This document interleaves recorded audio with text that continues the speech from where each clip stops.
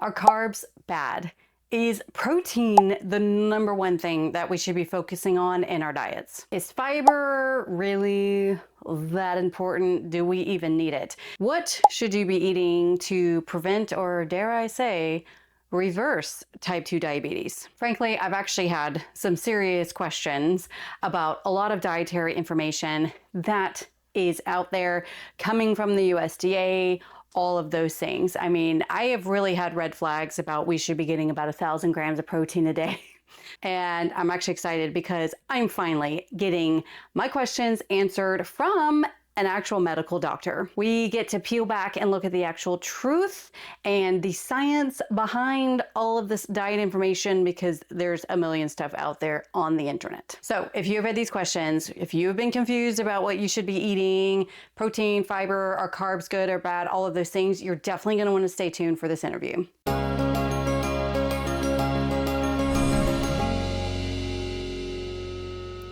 Hey y'all, welcome back to Grains and Grit. My name is Felicia, and on this channel, I teach you all about real whole grains, all from a biblical perspective. I teach you how and why to be milling your own wheat, grinding those grains, baking your own bread at home, and also talking about the importance of all the other grains in this family as well. And frankly, one of my favorite things to do is basically myth busting, where I actually just really dig down and get behind the science and really dig up the truth when it comes to things like our food and grains, especially because we basically repeat what we've heard online, what so-and-so said on Instagram or TikTok or whatever. But is it actually true? Does science back it up? Does the Bible back it up? And this video is one of those where we get to do that.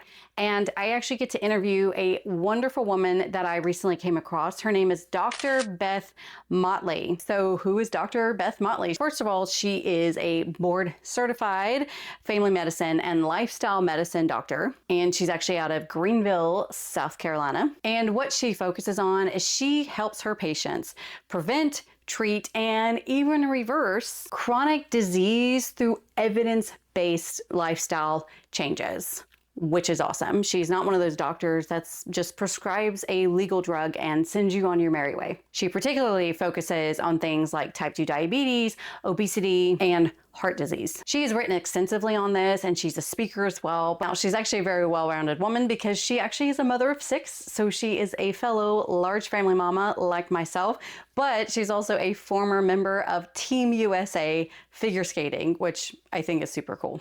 Now, as I stated earlier, this is a long interview. I tried to pare it down. This isn't actually the entire interview. The full interview is actually available to my Grainies over at the Grainy Bunch. So if you want to know more about the Grainy Bunch, you can check out this link here. That is my membership group, and we have a lot of fun times over there. But the full video is available in your Grainy Bunch portal, so be sure to check it out there. So without further ado, let's get on to the interview. Thanks so much for being here, Dr. Motley. First of all, we're just going to start off. Tell us a little bit about yourself, who you are, and what you do. Yes, my name is Beth Motley. I am a family medicine and lifestyle medicine physician. To give you some background, I grew up in Massachusetts and I was a competitive figure skater. And I feel like that was really my first interest in nutrition and what became lifestyle medicine. I was really petite and I wanted to do everything in my power to be a stronger figure skater. Mm-hmm. So I always had an interest in nutrition, but when you're, like a teenager, that just means uh, reading any of the books that come out on nutrition. It just means reading all the pop culture of nutrition. And then as I got into college, I studied engineering, which was interesting, and I loved math and science, but I didn't find it to be as applicable to my day-to-day life. So I transitioned into medicine. When I was in medical school, so many of my classmates just felt so passionately about what field they wanted to go into, and I just didn't really know what I wanted to do. So I spent my elective time going around the US and working with some different docs that focus on nutrition or lifestyle medicine, which was sort of a new field at the time. And through those experiences, they were just so impactful for me as a student. I think you learn so much about the hypotheticals in medical school or oh, tell the patient they have to lose weight, they need to exercise more. But really seeing other physicians who knew how to equip patients with the tools um, to improve their lifestyle and really seeing those outcomes was so powerful. So I ended up down here in Greenville, South Carolina for residency, which was very different than where I grew up. I got introduced to new terms like chicken and waffles and Mm-hmm. meat and three, which I had never heard of before. I guess that means meat and three sides. Anyway, so I ended up in Greenville, South Carolina, and at first I was like a little concerned, like I'm not sure like lifestyle medicine is really a good fit for this community. But I discovered that there was no champion in lifestyle medicine in this area, and because of the food culture, we just have so much chronic disease down here. So I really found my niche and dug in. So I've been in practice since 2014. I am a general family medicine physician, so I do everything rashes and pap smears and whatever else. But my focus is lifestyle medicine. So when someone comes in, that's the first thing we discuss. Okay, you have high cholesterol. Before we talk about medications, we're always going to talk about what can we do with our lifestyle, our diet, our exercise, our sleep, etc. So that's a long introduction. Um, I'm also a mother of six. So while I love to work with adults clinically, in the past decade, I've had a lot of personal experience working with kids and raising kids, getting kids to eat healthfully. So as I get older, my Always a story gets a challenge. lot longer. Yes. Yep. Yes. Yeah, I love that. Large family mama like myself. And I absolutely love that. I didn't know this, but I guess it makes sense that there actually is a field in the medical world that focuses on actually not just here's some drugs that are legal, but we need to talk about your actual lifestyle. This is one of the big reasons that I wanted to interview you because I do not have a medical background. I'm not in the medical field. I have to give the whole FDA disclaimer type thing. And so I wanted to have someone on that actually has a medical degree and is in the medical field to ask about so many of these crazy diet questions that Oh, people have. But I want to talk about some of the key diet trends or mentality that people will mhm. have. We're just going to hit some big dogs. So, first big dog that we're going to hit is the whole carbophobia. I think that was a word that you gave me, and I love it. So, Yes. brief explanation from your medical background and perspective. What are carbs, and what are the good and bad? Right. So there are three main macronutrients. So we have fat, we have protein, we have carbohydrate. Maybe you could argue alcohol is a fourth. Um, so carbohydrates are made up of starch, right? Starch is a long chain that has little pieces of glucose attached together. And it is one of our primary fuel sources, especially for our brain. So carbohydrates are very important. Um, I don't really like, I'm forced to as a medical provider, but I almost hate to talk about carbohydrates and fat and protein. I would rather talk about food. What are the foods Yes. we should be eating? Mhm. Carbohydrates, they were unpopular 2 decades ago as low carb diets and Atkins and keto and all that were more popular. And those continue to be rebranded in the modern day as, the carnivore diet. Mhm. But within carbohydrates, there's a lot. There's whole grains like brown rice on one end of the spectrum and frosted flakes on the other end of the spectrum. So a Mhm. lot of people throw out carbohydrates. I think it's good to throw out the highly processed carbohydrates, but unfortunately, those whole grain carbohydrates, whole grains in general, get thrown out because people have a lack of understanding about carbohydrates and what the different types are. Yeah, I agree, especially when it comes to the grains. And I totally agree with you. I wish people would just ignore the whole like carbs, protein, all that stuff. Like let's just talk about what's real food. I definitely agree because I find that when it comes to real food, they don't have nutrition labels. So, Yeah, right. um, which leads us to the next thing. So with the talk now, I think more people are talking about that thanks to, the MAHA movement, which is really just a culmination of things that have been, I think, in a simmering pot for a while now. But with the MAHA movement, and then we had the new food pyramid came out. And I honestly, this is the thing I think that caught my attention of who you Yes. were, because when the new food pyramid came out, who wasn't talking about it? But your post caught my eye. And I want to talk about the new USDA food pyramid. It's inverted. So I'm just going to leave this to you. Tell me, what are your thoughts about the new food pyramid? What do you agree with? What do you disagree with? Do you think the original one was better? Did it need to be improved? Just tell us all your thoughts about this Yeah. new food pyramid. Well, first of all, it's almost a bit ridiculous that we get new dietary guidance every 5 years. I get the idea that we're going to have updated research, but the thought that every 5 years we should be following a wildly different dietary pattern just doesn't make sense because Mm-hmm. our metabolism doesn't change. So seeing all these recommendations swinging wildly every 5 years is already a bit, eyebrow raising. So as the guidelines are put out, there is a USDA Dietary Guidelines Advisory Committee, and that is comprised of many reputable scientists who study um, human nutrition from an epidemiological perspective, and to have other expertise in the nutrition science area. And they put together a large document that reviews all of the current research that answers the question, what are we to eat? And if you look at that for the most recent dietary guidelines, it very much supports a more plant predominant eating style. Mm-hmm. However, after that is produced, it goes through all sorts of lobbying, and then the administration puts together whatever they want. Um, you know, as I posted that, a lot of people say, "Oh, you hate RFK," and I'm like, "No, it's not. It's not about politics. It's that I Yeah. respect science, and I don't think what is put out. I mean, I know what is put out is not based on the recommendations of the USDA Dietary Guidelines Advisory Committee."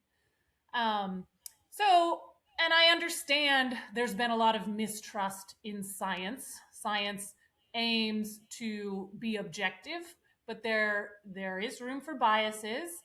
And the medical community has made some missteps in the past. For example, the opioid epidemic, that was our attempt at controlling pain, and the medical community did not foresee the negative consequences of prescribing as many opioids as we did. So, I understand why there is some mistrust there. But getting back to the pyramid, essentially, what was put out, first of all, I don't even know, is this even called a pyramid? I really think it's just a triangle. Yeah. It wasn't even it was Whatever. like, okay, we put it in a triangle. Yes. Right, right. And so it is basically promoting, more meat, more dairy, vegetables, and less consumption of whole grains and beans, Mm. which is just not consistent with the data that we have. I mean, whole grains have been studied for decades, dozens of large studies following hundreds of thousands of people over many years. One of the largest analyses ever done combined data from 45 prospective studies and found that people who ate the most whole grains had about a 20% lower risk of heart disease and lower risk of dying prematurely from any cause. And then when you look at type 2 diabetes, really the same pattern. People who regularly eat whole grains are significantly less likely to develop diabetes than people who eat refined grains or another eating style. And it's not just the fiber. People always think whole grains fiber, but also whole grains contain a ton of vitamins, minerals, antioxidants, thousands of naturally occurring plant compounds that are so protective. Um, so, yeah, I had a problem with that pyramid because unfortunately people do listen to this advice. I know a lot of people have just, they just ignore it. But as a kid growing up, I drank 3 glasses of milk, all into medical Yeah. school until I learned more about dairy and that, oh, maybe this isn't a health food. Maybe everything I've been taught and all those posters in the cafeteria when I was in elementary school, we're not really giving me the best information. Yeah, I agree. And there's so much to this because once again, I mean, I'm of the opinion anytime the government says, hi, we're the government, we're here to save you, run. I understand what they're trying to do because absolutely I agree with RFK Jr., the whole MAHA thing. Like, we do have chronic disease, illnesses that are absolutely preventable. A lot of them are lifestyle, dietary choices. So I am so grateful that this conversation is being brought more mainstream, that like it is important what we eat. But yes, I talked about that too whenever I saw the food pyramid, or I like what you said, monopyramid, more triangle. We just threw all the food in the triangle. And I was like, let me get a magnifying glass to find the whole grains that are in here. And I think they only represented it with like a few beans. So, or Yeah, I something. know.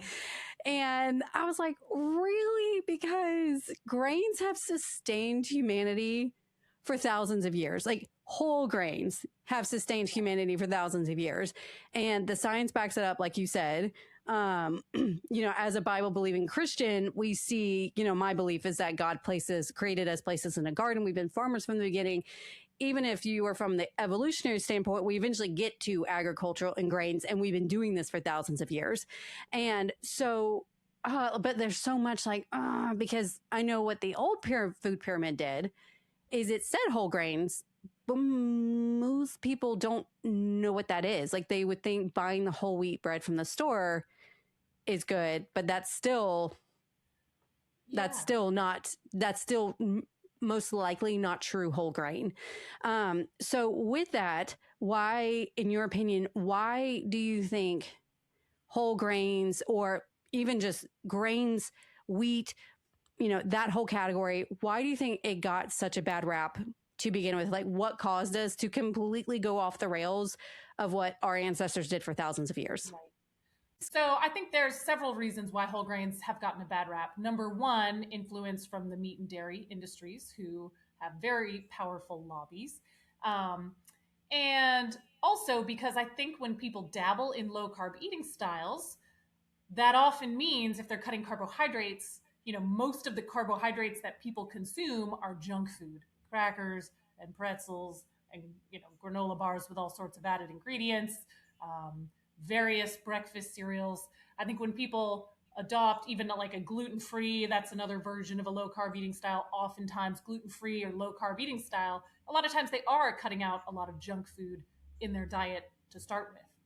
And I think people are also just looking for an answer. And, in the US, people are overweight, obese. I mean, I know the stats in South Carolina, about 50% of people have prediabetes or type 2 diabetes. I'm not sure what the statistic is nationally, probably similar, but people are not healthy and they're looking for an answer. And so they are trying everything they can. And I think that's a reason in general why fad diets are so popular, because people say, well, this didn't work, let me try this. This didn't work, let me try this. So I have a lot of patients who have jumped around in the past. They have demonized the whole grains, they've tried the low carb. And sometimes people see positive effects. Like, for example, like a keto diet, you can lose a lot of weight. That's great. That's great if you can lose a lot of weight. But at the same time, what are the negative effects of a keto style diet? Often cholesterol goes way up, heart disease risk goes up. Weight loss is protective when it comes to cancer. However, those food choices are going to increase your risk. So I think it's a multitude of reasons. I think influence from the meat and dairy industry, and just the fact that people are not doing well in the United States. Many people who have chronic disease who are looking for an answer, so they're bouncing around from diet to diet. Yeah, that's such excellent points of the not just lobbying, like you mentioned, but also just the commercials. Like growing up in the 90s, like I remember the commercials, beef, it's what's for dinner tonight. Like I can hear the song in my head. And so that actually leads me to, I was going to ask this question later, but you kind of touched on to it about people, they're looking for answers. People know something is wrong. I am sick, I'm diabetic, whatever the case may be. And you mentioned, people bouncing around a diet. So like patients who come to you, what do you say to them who absolutely swear, die hard, I feel better because I cut out grains and I'm now keto and carnivore. So like swung the other way, especially if you're coming at them like you need, whole grains and plant food is good for you, but they're swearing that carnivore and keto save them. So what's advice that you give to them? Right. Well, first of all, I like to back up and ask them about their goals, right? I really love to work with the 40 plus crowd in the office because they, I think, see more chronic disease in their peers, in their parents. They're really, they've got kids, they're thinking more seriously about their future. I think my younger patients are more concerned about their appearance and how they look. Um, Mm-hmm. so by opening a discussion of, what are your health goals? And it's amazing how many people are like, oh, I don't know. A lot of people haven't Yeah. even thought about what are your health goals. And if they don't have an answer, then I start digging into their family history. It looks like your dad, died of a heart attack. It looks like your mom had breast cancer. Should we be concerned about preventing heart disease, preventing cancer? And then I kind of go in from that perspective. And if I can get some leverage on one topic, you can really see that the cancer is a concern and interest them, then I'll refer them to one of my preferred books on that subject as a way to open their eyes. But I really never want to dismiss someone's lived experience. You hear this all the time, people who are doing phenomenally on a plant-based diet and someone else swears by carnivore. So people may feel better in the short term when they adopt a carnivore type eating style, but that does not prove that it is the best style for long-term health. So when it comes to heart disease, diabetes, cancer, our top diagnoses, really a more plant-based, whole foods, plant-based eating style is going to have the best outcomes. But I think, in general, in a young person, I probably have the most leverage just checking a lipid panel. Okay, you're like totally 100% carnivore. That's your thing. All right, let's just check a lipid panel, you know? And then I see that LDL that's sky high. And I often can't change their mind in one visit. But over time, we might see that A1C creeping up. Oh, now they've developed prediabetes. But how is that possible? I'm not consuming any glucose. So Mm-hmm. yeah, I mean, I think talking about digging into the family history, broadening their perspective that it's not just about vanity, but it's about chronic disease prevention, and checking lab work can be really helpful ways to open that discussion. Yeah, I think that's an excellent point because I know, I don't know if you're familiar with Annette Reeder, the biblical nutritionist, but I love everything that she talks about with, like, she's focusing like on the nutrition and everything like that. But she really talks about getting your blood work done because your blood work, we're popping open the hood, and that's where you really see it's hard, especially with younger people. Cause I think with younger people, you really are only going by, do I look good? We Right. don't really base on how we feel. Do I look good to others? So, what is your advice or thoughts that you would like to give to people to let them know you can't always judge a book by its cover? I know in a way you can, but in a way Right. you can't. Where's the balance with that? Right. You know, in the office, I try to use whatever leverage I have. I first ask them what their goals are, and a lot of people will verbalize that perhaps they want to lose weight, which is great. Then we're on the same page and we can work towards that. And then, slimmer patients, a lot of them, if they're in my office, they they at least are there. They want to get their blood work checked. They want, if they're in for Mm-hmm. like a well visit, they're at least a little bit invested in their health. Yeah. But we see plenty of thin people who eat whatever they want to eat. We get the blood work back and their cholesterol's high, so that can always be very good leverage. Um, it's tough though. When we look at readiness for change, we see people across the spectrum, right? Whether they're slim or whether they're heavy. And if they're not really ready to make a change, I try to at least plant some seeds, refer them to maybe a documentary to check out or something that'll help uh, motivate their interest in making positive lifestyle changes. Yeah. I think it is hard because I think so many people, we're just concerned about, do I look good? But I think there is something about like feeling good. And Right. sometimes if you're not, if like, sometimes you may not be healthy, But because you haven't actually experienced health, to you, it's normal. So it's hard. That does lead me to the next thing because you work with people with diabetes. And this is something I'm really excited to ask you about because I get so many questions on my channel because I teach all about like milling and whole grains, real bread. And so naturally, a lot of diabetics are asking on my channel, can I have this bread that's going to spike my blood sugar? So you actually work with diabetics. Yes. And yes, so can someone with insulin resistance really eat grains and beans and still not only be able to handle it without spiking their blood sugar, but it actually improve their blood sugar? This is my favorite subject. And the Yes. reason it's my favorite subject is because there's just so much misinformation about diabetes. Mm, And so I'm so thankful as a member of the American College of Lifestyle Medicine that there is now more focus on this area, right? I feel like 10 years ago, I was just like, oh, I can fix diabetes with a plant based diet. And, it just felt like it was more my opinion. But now we have yeah. the whole American College of Lifestyle Medicine getting behind this approach. So let's talk about the Hmm. two approaches to diabetes. So, first of all, what is going on in diabetes? We have insulin resistance, right? We store glucose in our skeletal muscle, in our muscle cells. And those muscle cells can get clogged up with fat. We call it intramyocellular lipids, right? We get fat that clogs up these muscle cells. It's almost like sticking gum inside a lock, right? And then Hmm. try to use insulin, you get the key, you try to use that insulin and unlock the door, and it's just not really working. So, because we have that fat gumming up the lock in our muscle cells, that insulin signal is not working properly. So the classic approach is saying, oh no, you've got insulin resistance. Well, let's just work around this. Let me give you some medicines that'll take your blood sugar down. And let's just stop eating any glucose, right? Because your glucose can't possibly spike when you're not consuming any, right? So that pushes people low carb. You have to eat something, right? So if they're not eating carbohydrates, what are they eating more of? Meat and dairy and eggs. And that's a higher fat eating style, which is going to worsen that underlying insulin resistance. So that is the classic approach to diabetes, is just saying, shucks, you've got insulin resistance. Let's just work around it. Stop consuming carbohydrate.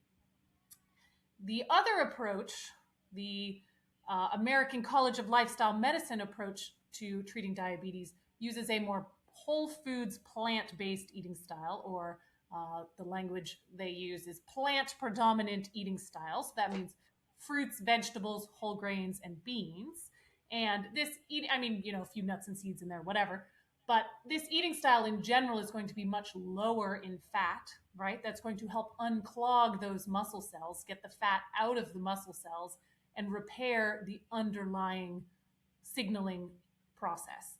Now, one thing I rant a lot about is continuous glucose monitors, because they have been very popular for non diabetics, and they drive me insane. First of all, any company that people love data. People love data. Yes. And um, every once in a while, I'm like, I just need to quit my job and just, open my own version of Function Health and just sell a bunch of labs and, I know, right? just miss patients and not reply to them. Hmm. But so people love data, and they have this idea that more data is a good thing. But continuous glucose monitors, yes, there is a subset of people who have diabetes, and it is helpful for them to use continuous glucose monitors. But for everyone else, I think they're terrible, because you can put one on and then you can say, oh, a tub of cream cheese is so healthy. Like, my glucose looks so good, right? That's not going to be better than a sweet potato. Oh, I ate a sweet potato. Oh, it just spiked me right up. I got to stop eating those. So wearing a continuous glucose monitor is going to push people towards that classic approach to diabetes. Let's just, stop consuming anything that's going to spike the blood sugar. A spike is a bad thing. A spike is not a bad thing for us, healthy people. That's how our body is meant to work, right? We have a glucose spike that tells our body to produce insulin so that we can bring that glucose into our cells so that our metabolism can do the work that it needs. I think a lot of patients get dismissed, like, oh, they're not going to do it when it comes to diet and exercise. Oh, they're not very motivated, which I just don't think is true at all. I think a lot of people are really motivated but they have the wrong information, right? I mean, all sorts of fad diets out there. I've got a patient who's 100% committed to the blood type diet. I'm like, no, like if we can just get that motivation and commitment in the right direction, they can be really successful. So that's really the approach I take to diabetes in the office, is using that um, plant predominant eating style to reverse the underlying insulin resistance. And I think diet is really 90% of it. Um, Obviously, there are many other factors. Are we minimizing alcohol consumption? Are we working on improving our sleep? Are we exercising, weight training? You know, there, but diet is certainly foundational to diabetes. So yes, eat your whole grains. You've got diabetes, plant predominant eating style, and you know, of course, I am a physician, so when I work with patients on this, they are under my supervision. But for people who are, you know, considering this out there in cyberspace, definitely make sure you are working with a primary care doctor so that if you need to adjust your medication, you can. Yes, and that is absolutely fascinating. So we're going to unpack that because there are a lot of little nuggets there. First of all, I had no idea about, I've heard, you know, I'm aware of like the continuous glucose monitoring. I have been seeing more on social media of like non-diabetics.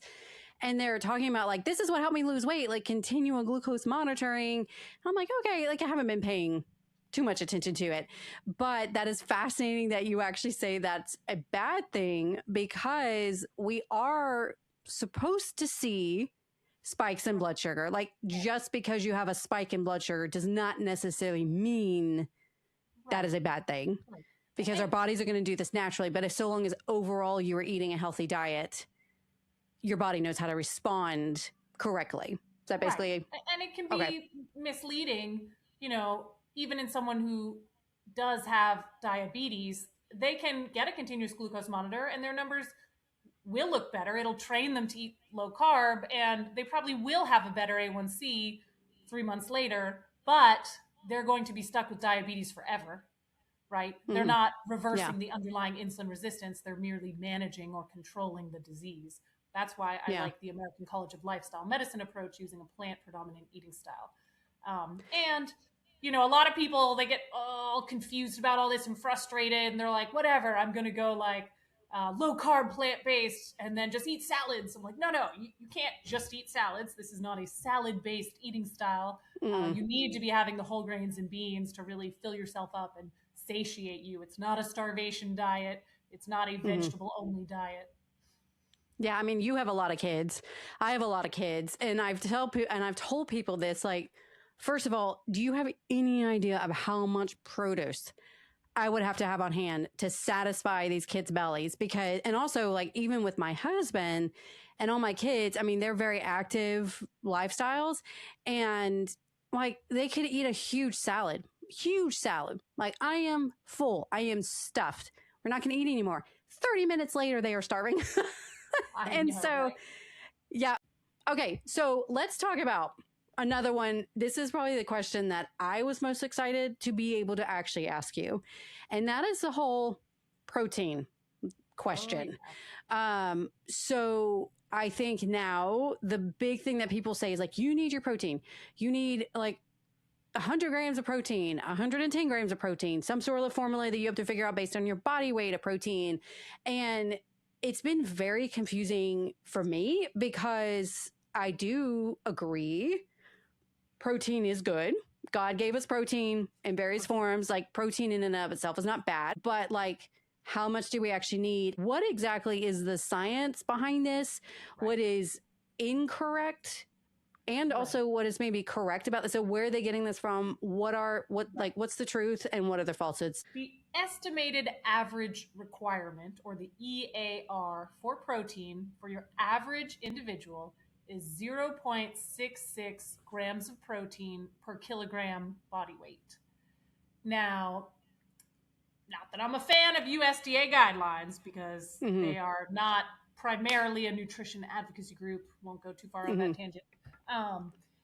Basically, the USDA says, not just for protein, but for everything, vitamins, minerals, etc., we don't want anyone to be deficient, so let's make sure everyone gets a little bit more than they need. So that's actually very little. I'm pulling up my calculator here. Let's say we have a 75 kilogram individual. And let's multiply that by 2.2. That's 165 pounds. So 75 times 0.66. The amount of protein they would need to just like maintain day to day is 49 and a half grams of protein. Now let's multiply that 75 kilograms of body weight by the RDA, which is 0.8 grams of protein per kilogram body weight. Now it's 60, right? So if you want to Hmm. get, if you weigh 165 pounds, you need to get just a little extra protein to make sure you're getting enough. That would be 60 grams of protein per day. Now, there are certain situations in which people will need more, perhaps certain medical scenarios, or someone who's weight training, right? But think about Michael Phelps, I don't know what, 4,000 Olympic calories a swimmer. day, Yeah. 10,000 calories a day. I don't know. Any amazing athlete or any human who is weight training, they just need more calories, period, right? So Hmm. they need more of everything. Yes, they need more protein, but that doesn't mean they need a higher percentage of protein in their diet. It just means, you know, by naturally consuming 4,000 calories instead of 2,000, you're going to get twice as much of everything, right? Um, so yeah, the protein's gotten out of control. People are looking for one answer. People do not like things that are multifactorial. When people are Hmm. overweight, obese, they want to say, "Oh, it's this one thing." That's the reason. So that one thing lately has been protein. I'm not getting enough protein. The meat and dairy industries have been very good in training our brains that meat is where we get protein. Which, yes, sure, meat has protein, but plants have a ton of protein. So on my social media, I like to feature some of my kids' meals. What's in the lunchbox, Hmm. and I'll put in there like the protein calculation, estimating it. People are always like blown away, like, oh, this kid's meal has like 30 grams of protein. That's like all they need for an entire day. Because people think like there's no protein in plants, right? Broccoli, Yeah. 27% of the calories come from protein, which is higher than red meat. Spinach, 52% of the calories come from protein. Whole grains have a ton of protein. Um, Beans, I mean, a cup of lentils has 18 grams of protein. Now, the other argument you'll hear is that, oh, like, it's not a high quality protein, right? Or In that I plants, was like, going to ask you this, it's like different types of protein, just like you have different types of fiber. Oh, you have different right, types of protein and you need, like, either you need both or you need more of one than the other. Yeah, I was going to ask you right, that. right. So, first of all, it is a myth that plants are missing certain amino acids. Every plant contains every amino acid. That is like a prevalent myth. um, and you eat a variety of plants throughout the day, you're completely covered. It is not a problem. And high quality protein uh, really is not a scientific or valuable term, right? People will argue that animal protein, the amino acid profile is more similar to what our body needs, but that's irrelevant. I mean, if you're eating a variety of food throughout the day, you're getting plenty of everything. The average uh, person is consuming more than twice as much protein as they need, right? So Hmm. it's it's just it's just not an issue. And when people say high quality, I would argue plant-based proteins are higher quality because look at the package they come in. They don't contain any Hmm. cholesterol. They're filled with vitamins, minerals, antioxidants, fiber, all sorts of good stuff. Yeah, so the protein's gotten out of control. As I mentioned earlier, I hate when patients bring up the macronutrients. I'm like, let's talk about the food, right? You're just always going to Yeah. win with a more whole foods, plant based eating style, and it's better for your wallet too, better for the planet. Hmm. You know, lots of benefits. I always wonder about how big our grocery bill would be. Um, if we were eating a ton of meat and dairy. I mean, if we're Hmm. making a large batch of beans in the instant pot, it costs like $1. It's gonna Yeah. feed us all week. So Yeah. yes, That's the thing lots of is, good protein in plants. yeah, honestly, one thing, there's one key thing that really was like, I don't want to say red flag, but I guess really made me question that protein thing. And that was because we raise our own meat. So we raise our own meat birds. We've had steers, that we have raised, but especially with the chickens. So, like, we actually process the chickens ourselves. And when we started doing that, I'm like, oh my word.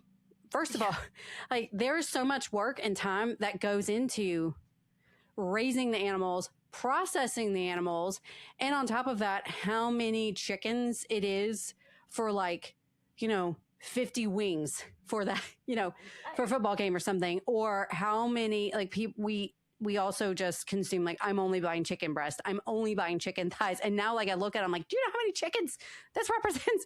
And so we're like, we're not using the whole chicken anymore, like I think we should. But also same thing with beef. Whenever I see people like we just eat steaks every day, I'm like, do you know how many cows that like there's only so many steaks. If you actually buy a whole cow, like a whole steer, you will be alarmed at how few of those premium cuts there Yeah. actually Right. is. So with the animals, we should be consuming a variety of the cuts, I think. But that's really what got me questioning it because I'm like, why? Like, this is Yeah. not sustainable. If people are only pre grocery stores and people Right. are only getting their animal protein from what they have hunted or what they have raised and processed themselves, I'm like, I don't see where people were eating this much meat in the past. Like there was a reason meat was considered more of a rich people Right. food.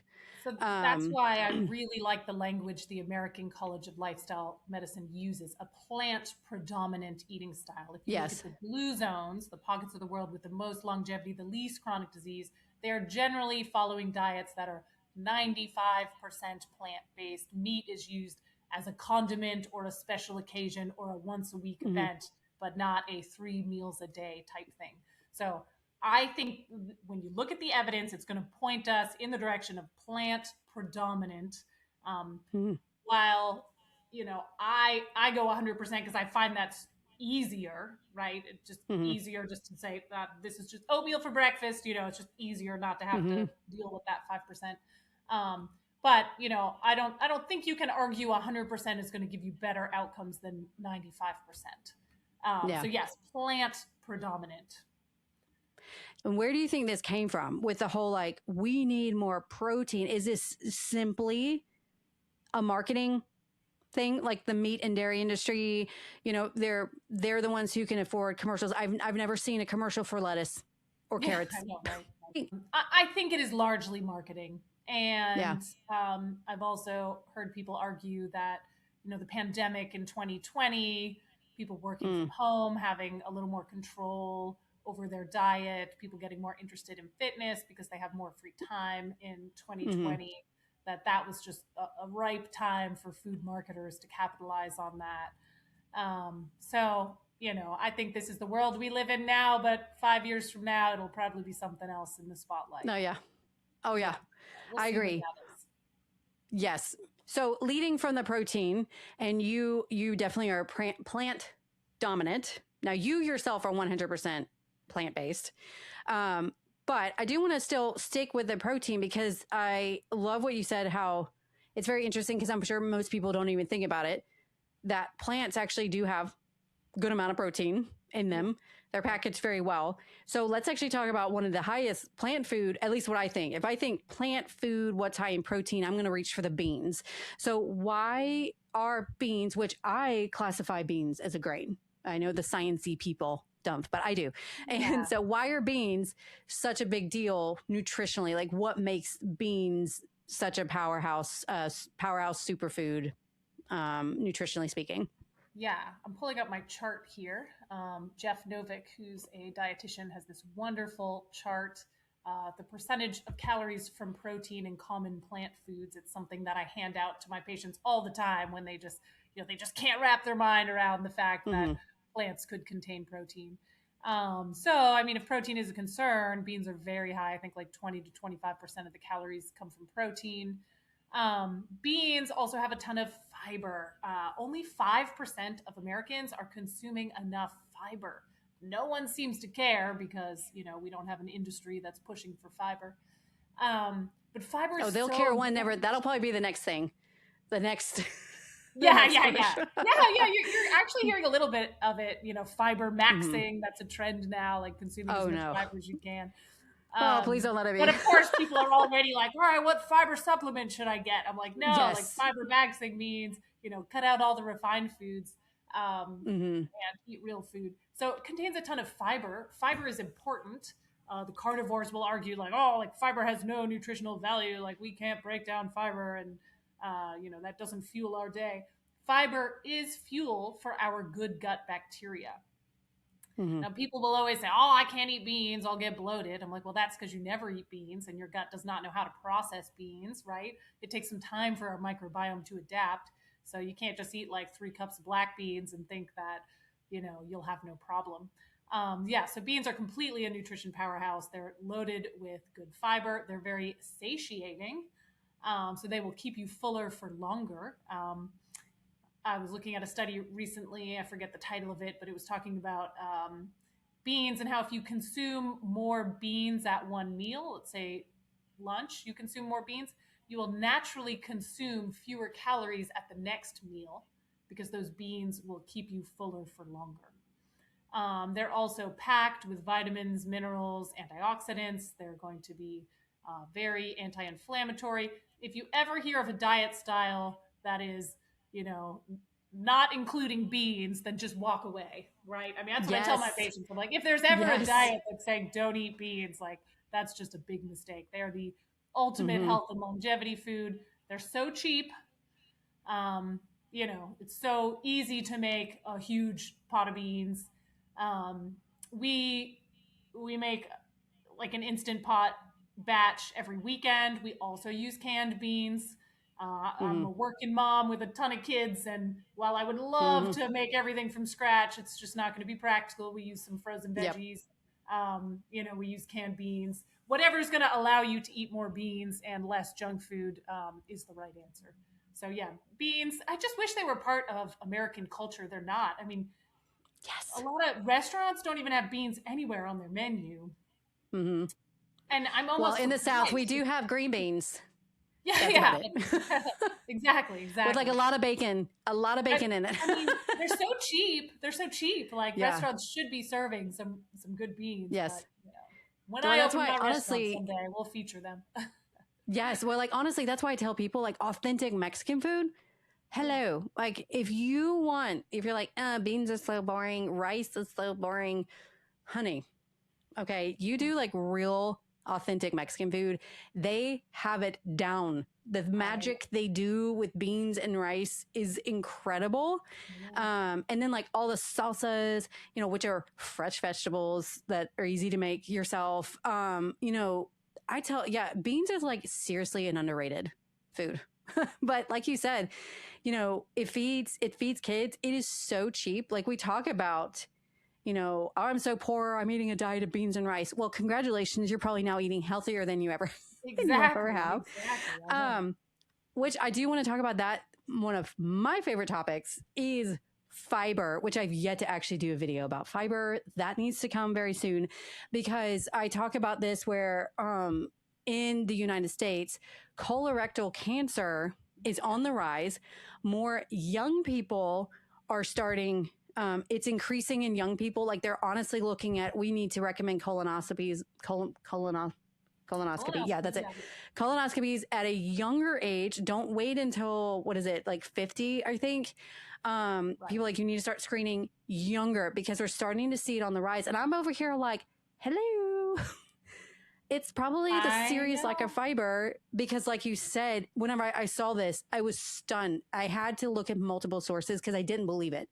That only like 5% of Americans are getting the recommended amount of fiber each day. So why are we freaking out about protein? I don't know. We need to be freaking out about fiber. It feeds your gut bacteria, but it's cleaning things out. Like you need to be eliminating on a regular basis. Like no one needs to be constipated. Constipation is bad. You need to be eliminating like at Right. least one, if not, I say like probably 2 or 3 times a day, maybe at least twice, I would think. Like you need to be doing that every day. That's getting out toxins in your body. It's cleaning out your digestive tract and no one's talking about it. This kind of covers it if you're just eating a balanced diet, especially with plants in general, because there is a difference between your insoluble and soluble fiber. Oh But if yes. you're eating balanced, you're getting both. Right. So please break it down to us because I Yeah, always of get course. these backwards usually. Yeah. Which ones? Because whole grains has one and like your vegetables have another. So can you just explain to us the importance of those two different types of Right. fiber and where you find it? Right. So it's interesting you brought this up. I don't know how much you dug up on me, but my 12-year-old I have through marriage. So her mother had colon cancer and passed away. Ah, So she was 26 when she was diagnosed and pregnant, and oh went, no.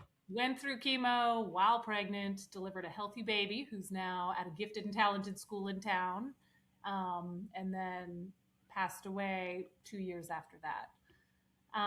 And there really has been a huge uptick in colon cancer in younger people. Um, my husband says that in their medical journey to treat her colon cancer, no one ever talked to them about diet. I just remember in my medical training, I was developing my strong opinions on diet and nutrition, and a lot of my attending docs were not well versed in this area. But asking one of the oncologists, like, oh, like, what about diet and colon cancer? And he's like, oh, like, really doesn't have an impact. And I'm just like thinking to myself, like, oh my gosh, like what you bathe your GI system in 3 times a day, like, of course it has an impact. The food you eat Mhm. is directly affecting your gut lining. So yes, so fiber is a big bucket. There are 3 different kinds. We have the soluble, the insoluble, and then the fermentable fibers. So the soluble fiber creates a gel, right? Something like oatmeal or chia seeds, something gel like. And it will help slow digestion. It's going to improve blood sugar and also lower LDL. So when I say improve blood sugar, if you think about it, when you're slowing digestion, you're just getting, a more even keel blood sugar. You're only recognizing that blood sugar. You're recognizing that blood sugar at a slower rate. So yes, it's going to improve blood sugar and lower LDL. Then we also have insoluble fiber, and that creates more of a bulk, something like celery, and that's going to improve bowel transit. So that's one of the big things. When you eat more fiber, you just go more regularly. Mhm. Sometimes in the office, I'm talking to patients like, oh, I go number 2 twice a week. I'm like, twice a week? Like, I go twice Oh a my day. goodness. So Yeah. some people, and I don't like the word toxins often because that can mean all sorts of Mhm. crazy things in medicine and alternative medicine. But truly, when you're going more regularly, you are getting all of that junk out of your body, right? You Mhm. don't want toxins just hanging out in your GI system for 4 days before they're excreted. Mhm. So yes, the insoluble fiber really improves that bowel transit. And then there's the fermentable or prebiotic fibers. People talk a lot about probiotic supplements, but prebiotic No one just talks refers about the to prebiotic. yeah. Yes. Prebiotics is like your fruits and veggies, your fiber. So Mhm. fermentable fiber or prebiotic fiber, it's going to feed those gut microbes and produce the short chain fatty acids. So when you eat whole foods, they really, often contain all of those fibers.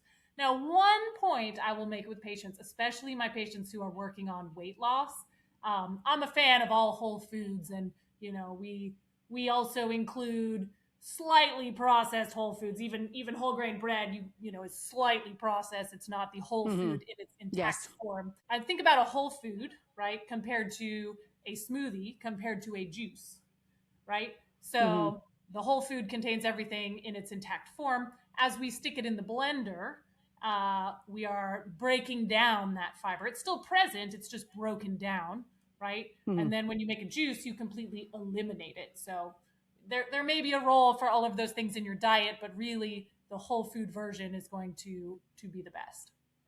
Yes. Yeah, I agree. I just it's really frustrating to me. I'm sure people, the scientists, people in the medical field will probably look at me and be like, that's just really simplistic. But I'm sorry.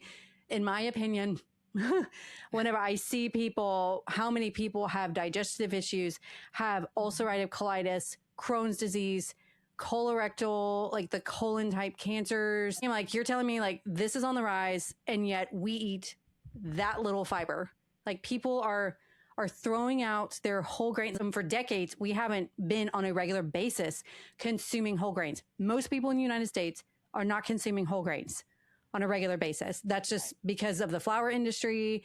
Beans are not a regular part of our culture unless it's Bush's baked beans covered in all the sugar and stuff, from the can.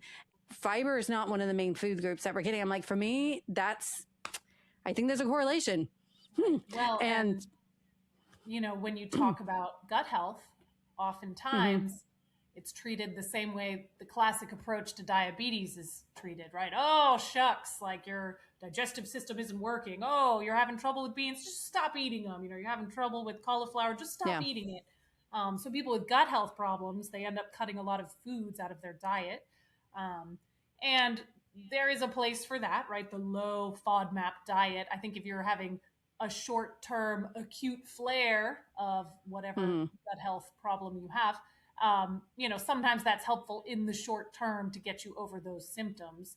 But in the long term, if you're avoiding all those foods, you're going to lose the ability to digest them. So gut health is very tricky. Yeah. I can't fix it in one office visit, but it does require just a lot of hard work introducing a lot of these foods that our gut has stopped digesting because we have stopped presenting them. So yes, gut health is another one. It's very important to consume all of those prebiotics in the form of fruits, veggies, whole grains, and beans to fuel your good gut bacteria. Yeah, and I'm glad you brought up that point because I do have people on occasion where they say, I switched to milling my grains and Mm-hmm. I still have digestive issues. They may have gotten worse. Like, does this mean I have an issue with it? Should I throw it out? And I'm glad that you pointed out that gut health can be tricky, but it fits with what other people have said that your gut health, if you haven't been consuming real fiber, which clearly most people haven't for all of their lives, and now you start introducing real fiber to your body may freak out a little bit. You Right, need to be gentle and give it time to, right. for your body to adjust, to heal your gut health. Perfect sense. People will eat beans. They'll be like, "Oh, I'm bloated," and Mm-hmm. they sort of equate bloating with inflammation. I'm like, well, no, those are Mm-hmm. like different things. You may be bloated, but that doesn't mean that this food is pro-inflammatory. Um, so yeah, that's a tricky thing. And when I work with individuals in the office, usually it just comes down to starting to introduce more of these foods like beans. Let's just start with, a quarter cup per day for a little while and see how we do. And then, build it up from there. Yeah. So So I guess your advice would be if you've never had beans before, do not just sit down and eat 4 cups of beans. yeah, start one bean a start day. small. Yes, Yeah, a little exactly. a And little bit. make sure they're Mhm. well cooked. You don't want to be eating like undercooked Yes. beans. That's going to be hard on your No, no, no. digestive system. Same with Yeah. even vegetables. If you're not someone who's eating a lot, just make sure you're cooking them Mm-hmm. well. That'll just make it a little easier on your digestive system. I'll even in Mm-hmm. some patients use the digestive enzyme just to kind of help them Mm-hmm. along. Just to allow them to eat more of these foods and address the bloating until their microbiome's equipped Yes. to handle it on its own. So this has been an excellent interview and I love it. Like I've gotten some questions that I have had answered, Mhm. but let's just kind of go through some interesting kind of nuggets here. So first of all, if you could gently or maybe not so gently because I'm okay not being gentle about it, push back on one major nutrition myth right now. So unfortunately you have to pick one, but if you were to pick one, what would it be? Honestly, I think probably the biggest nutrition myth is how important dairy is. And I Mm, subscribed to this for a long time, well into medical school, having 3 servings of dairy a day. And then my eyes were really open to medical school when I worked with a few lifestyle medicine physicians and learned that dairy is the number one source of saturated fat in the diet. Fiber is also only found in plants. So by consuming more and more dairy, you're missing out on opportunities for fiber, in which 95% of Americans are deficient in. Dairy can also be very inflammatory, especially with my teenagers who have acne. If we can cut out dairy, we see a huge improvement. mm, Dairy really should be consumed through infancy, and beyond that, I don't think we need it. And from a health perspective, I think we are better off without it. In a time where calories were scarce, dairy was an excellent source of calories for children and adults and anyone who wanted to consume them. So that would be the number one myth, that mm. like dairy is a good thing. Okay. That's very interesting. Yeah, that will be. See, I would think, like, I could agree and disagree because I see dairy as similar to I see bread, where we're just not consuming it the way, Yeah, you know, in so. today's modern environment where cheese and dairy products are so Mhm. accessible, people are just having way too Yes. much. So I go Yeah. back to Oh, the that's plant another thing. Yes. predominant. If you want to put that in your 5%, that's fine. But I think from a Hmm. chronic disease perspective, which is where I come from, being a physician, from a chronic disease perspective, I think minimizing dairy is important. Yes, I do think that's an excellent point as well, because if you really think about where dairy comes from, we have to have dairy animals. And if you're milking them every day and how much, and I've made cheese, like depending on the cheese, it is quite the science, depending on the cheese. Some are much easier than others. And so, yes, I do agree that because we can just grab it whenever we want, we are eating too much of it. Just like probably with meat, you're Right. consuming too much of it because it's now so much easier to get. So, for those who may be listening to all of this and they're like, that sounds great, I'm on board, where do I start? Because a lot of times, like, yay, oh, and then you actually try to start something and it seems overwhelming. Say you have the perfect patient and they agree with everything that you say. So, where do they start? And I guess we're talking about from someone who is, let's just go with someone who is like on the standard American diet, an average American, not Right. eating a health conscious type diet. So, where do you tell them to start? Yes. So in this hypothetical patient, I you know, know, right? uh, backing up even more, I'll ask them, tell me what you eat. And people have Mhm. this tendency to tell me what they don't eat. Well, I don't eat anything fried. I don't eat red meat. I don't eat Yeah. carbohydrates. They start listing everything they don't eat. It's so hard to actually ask them, like, what do you eat? Oh, well, I end up skipping breakfast. I'm like, you haven't told me a single food yet. So I think in not only diet culture, but just in the modern environment, there's so much focus on cutting things out. Okay, all right, she said I should be eating less dairy and no red meat and, whatever. I think flipping it and saying, what should I eat more of, is a better Mhm. mindset. So I will often challenge people. Can you identify 3 lunch options that are going to be plant predominant, that are easy and accessible for you, that the whole family enjoys? Lunch can be really challenging because working people are out of the home. They might be going out to lunch. Like, can you just find like 3 new go tos for lunch? Same thing with breakfast, same thing with dinner. And dinner can be extra challenging because you might have people in the household who have different preferences, and that's why things like taco night are really helpful, because Mhm. having those dishes that are a little bit flexible and people can eat to their preference can really help support people who are looking to eat better but maybe don't have the support of their family members. So I think really flipping it, and instead of being intimidated by eating less of all these things, focus on 3 breakfast options, 3 lunch options, 3 dinner options that are easy and accessible.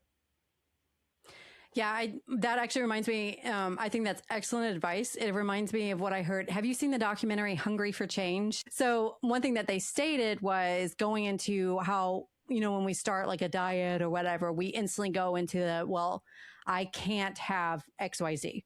And that is a very negative type mindset. And instantly you're in like this defeatist, oh, I don't want to do this type mentality.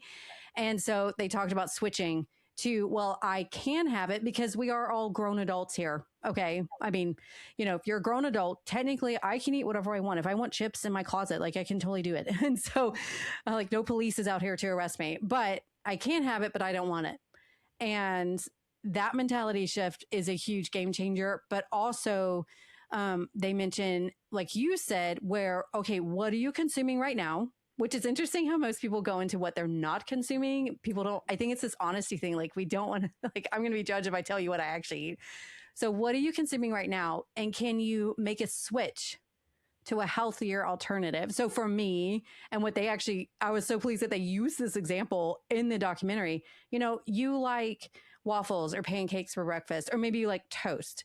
Well, start milling your wheat, or is there a whole grain flour or a whole grain bread? Maybe someone else is milling their wheat, baking that bread, switching to that, where now you can still have your muffins, your pancakes, your toast at breakfast, but you're now switching to a real food that is Right. actually feeding you on a cellular level, feeding your gut health well. So I think that's excellent advice. We're like, just start. So with that, let's give us 3 of your favorite, like your go-to ride or die foods that you use on a regular basis with your plant-based lifestyle. Yeah. Number 1, sweet potatoes. I love sweet potatoes. Mm. I'm not what you would call a foodie. My husband's a foodie, and I am just a Mm-hmm. functional eater. Let me just eat some calories and get on with my day. Yes. So I love sweet potatoes. There's so many different ways to prepare them. In my Mm-hmm. residency training, I survived on just microwave sweet potatoes. If you've never done it, just Mm-hmm. give it a try. Rinse it off, toss it in the microwave.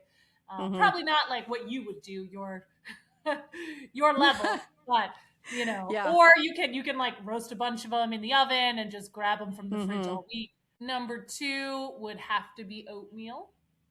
Mm-hmm. We have every form of oatmeal in our house. I'm definitely not at your level of milling all my own grains, but I do buy organics. We have oat groats, which are the wholest form and take the longest to Mm-hmm. cook. We've got the steel cut, so they're cut and probably my top choice if I just had to choose amongst them.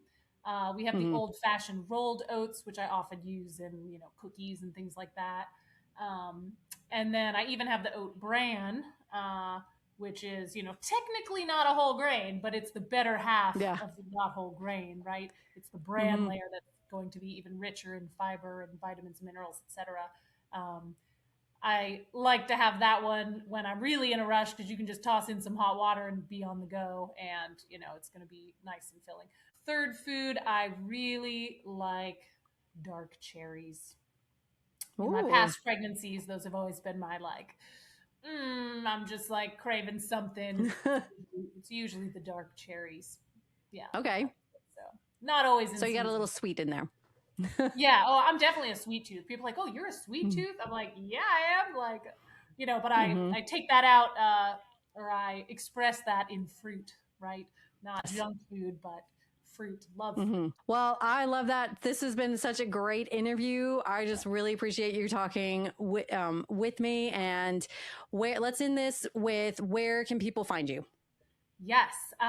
Best place to start is on social media, Beth Motley, Motley, MD. I'm on Facebook and Instagram. A little more on the Facebook side because, I do more of the chronic disease and that's where a lot of my people are. But I also post a lot about raising kids healthfully.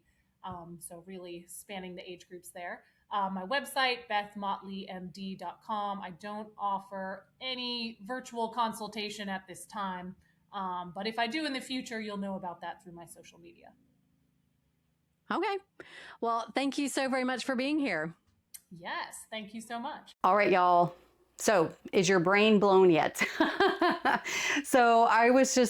We could have kept chatting for so much longer than this. I'm probably going to have her back because it was so good. And again, for my grainy bunch, the full interview, there's some extra nuggets in that full interview that you would probably want to check out. So I really would like to know, what are your thoughts below? Because I think the key takeaways is, you don't need like hundreds and hundreds of grams of protein every single day, but also we need to be focusing on plant protein because you can get so much from plants. That's whole grains, beans, those type of things, but also you need fiber. Fiber is so important. So for me, those were some key takeaways that I took, but I would love to hear your thoughts below. Now, I recently interviewed another physician, Dr. Kate Shanahan. So if you loved in this interview, you're going to want to check that one out as well, because we dove into like gluten intolerances, what truly is celiac disease, those type of things.